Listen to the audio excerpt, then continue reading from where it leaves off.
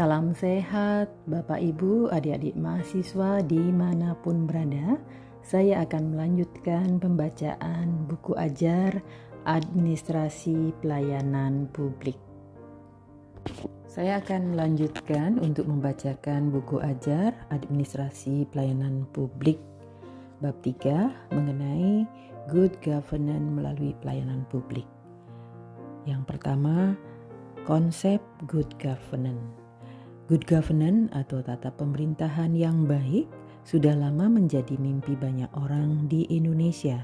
Namun, pemahaman tentang konsep good governance berbeda-beda dan membayangkan bahwa dengan konsep good governance akan memiliki kualitas pemerintahan yang lebih baik sehingga praktik korupsi menjadi berkurang dan pemerintah semakin peduli dengan kepentingan dan kebutuhan warganya.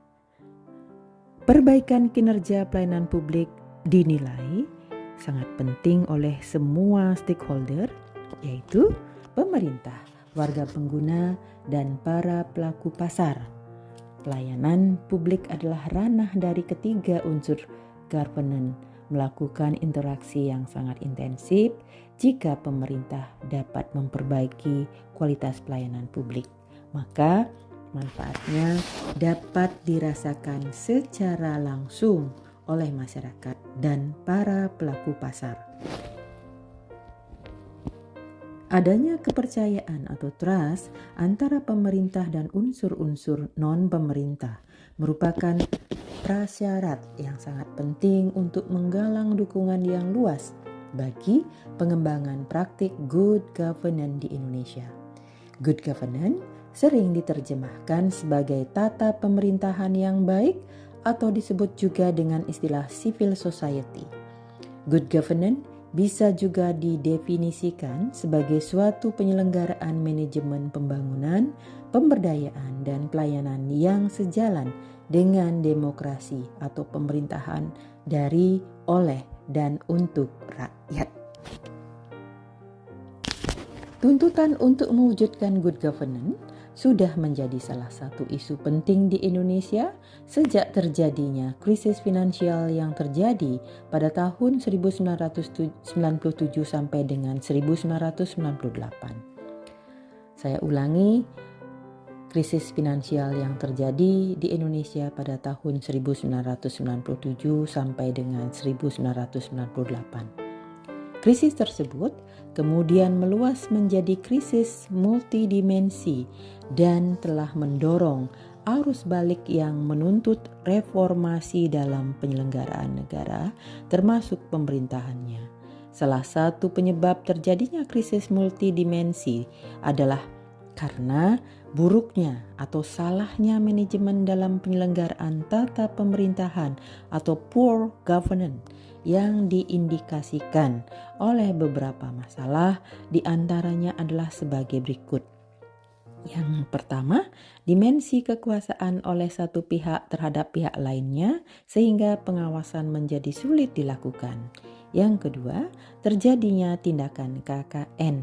Dan yang ketiga, rendahnya kinerja aparatur termasuk dalam pelayanan kepada publik atau masyarakat di berbagai bidang. Pada dasarnya, penerapan tata pemerintahan yang baik adalah pelayanan publik yang lebih baik kepada masyarakat.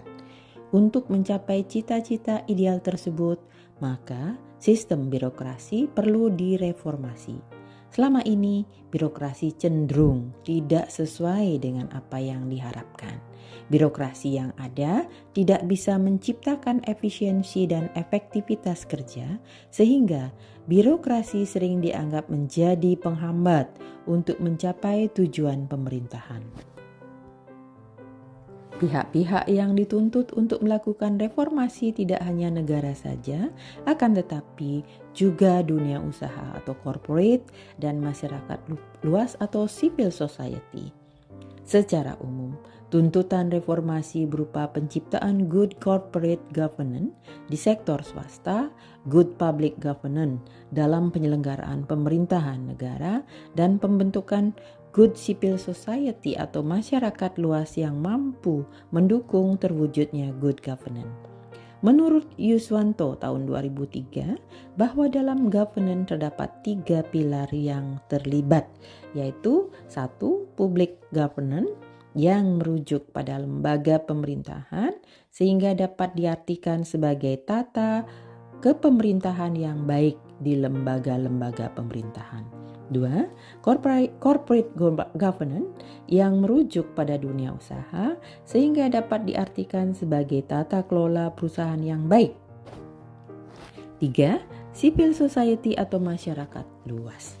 Ketiga pilar tersebut tidak dapat dipisahkan, akan tetapi terintegrasi secara utuh.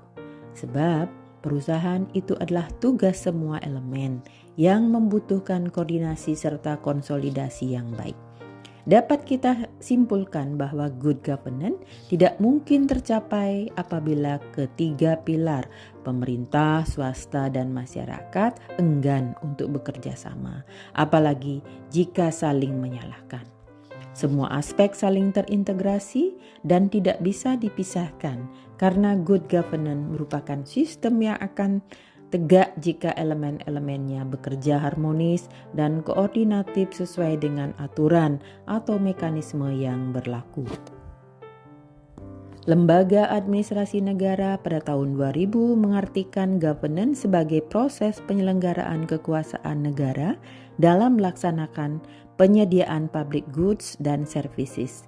Lebih lanjut ditegaskan bahwa apabila dilihat dari segi aspek fungsional, governance dapat ditinjau dari apakah pemerintah telah berfungsi secara efektif dan efisien dalam upaya mencapai tujuan yang telah digariskan atau sebaliknya.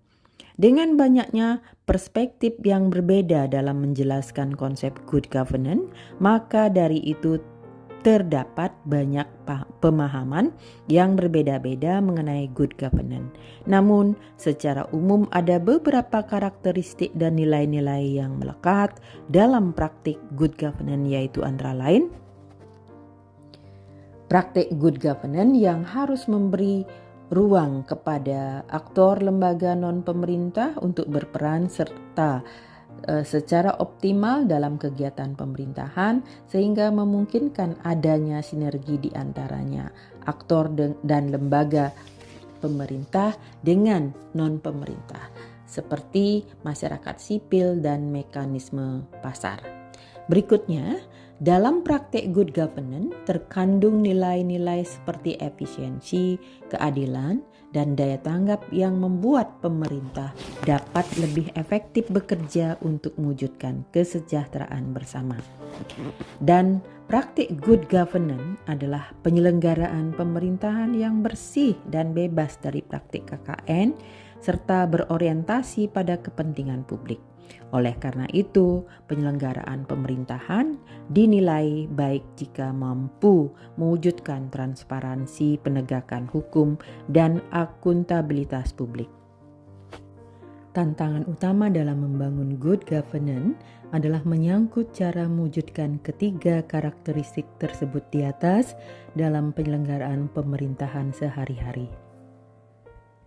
Tentu bukan pekerjaan yang mudah untuk mewujudkan hal tersebut dalam penyelenggaraan pemerintahan di Indonesia. Tradisi pemerintahan yang ada sekarang ini masih sangat jauh dari ciri-ciri yang dijelaskan tersebut.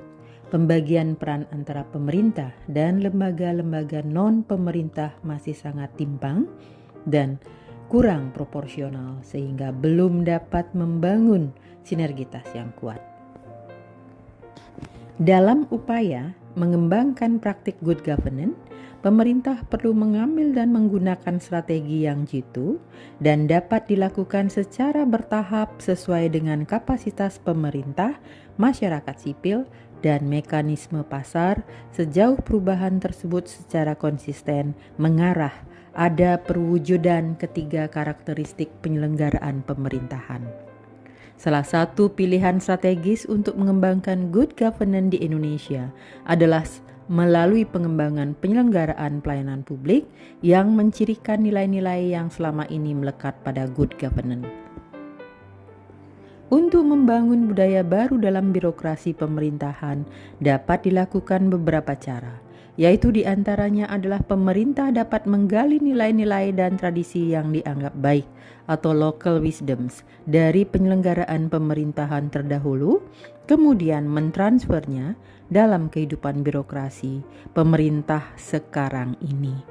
Selain itu, pemerintah juga dapat belajar dari best practices yang ada di negara-negara lain yang dapat dipelajari dan ditiru untuk dikembangkan dalam birokrasi di Indonesia.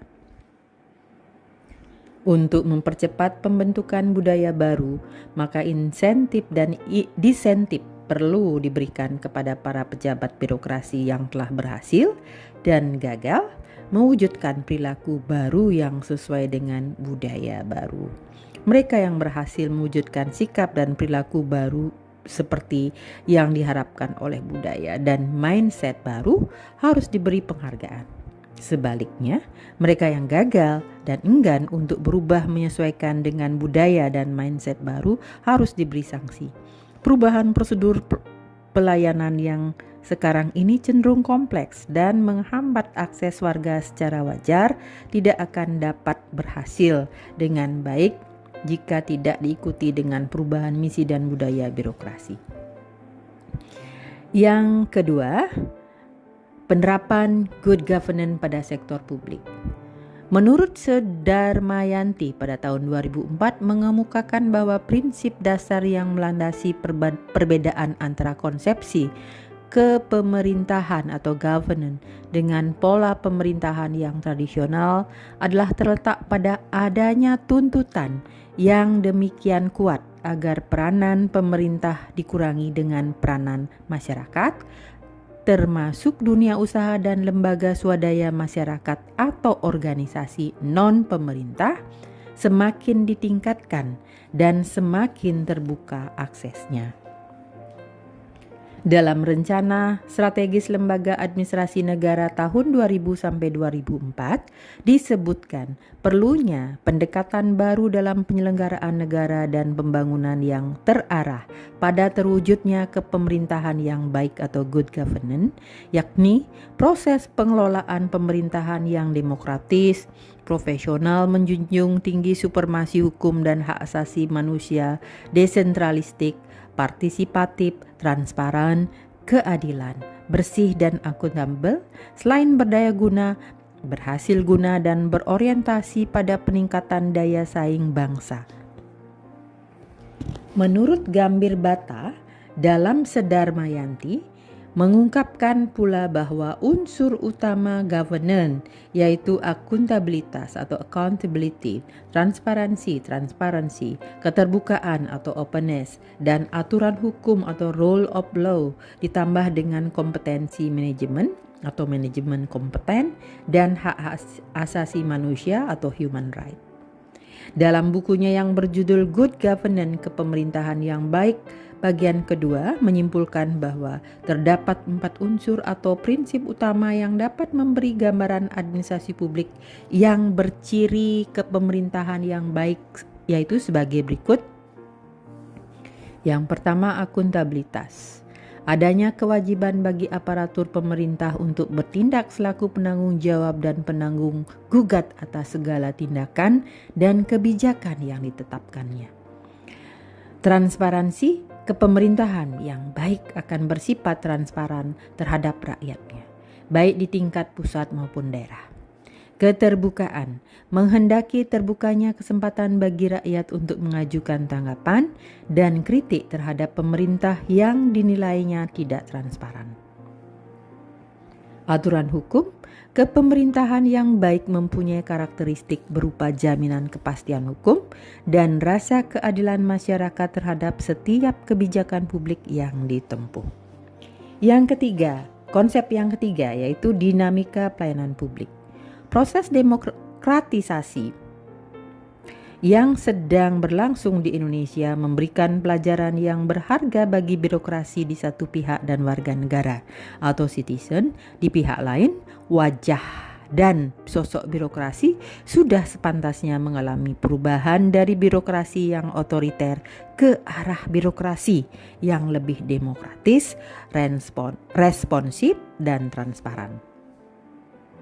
Dalam konteks demikian, birokrasi publik perlu merevitalisasi diri agar dapat menyelenggarakan pelayanan publik secara demokratis, efisien, dan responsif. Apabila birokrasi publik tidak dapat menyelenggarakan pelayanan publik yang berkualitas, maka birokrasi publik akan ditinggalkan oleh warga pengguna.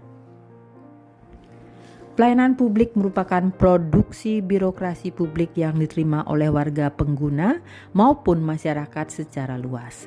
Oleh karena itu, pelayanan publik dapat didefinisikan sebagai serangkaian aktivitas yang dilakukan oleh birokrasi publik untuk memenuhi kebutuhan warga pengguna. Berbeda dengan produk pelayanan berupa barang yang mudah dinilai kualitasnya, produk pelayanan berupa jasa tidak mudah dinilai kualitasnya.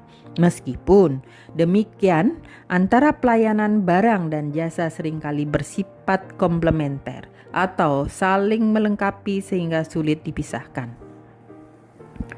Menurut perspektif teoritik, telah terjadi pergeseran paradigma pelayanan publik dari model administrasi publik tradisional atau old public administration ke model manajemen publik baru atau new public management, dan akhirnya menuju ke model pelayanan publik baru atau new public service.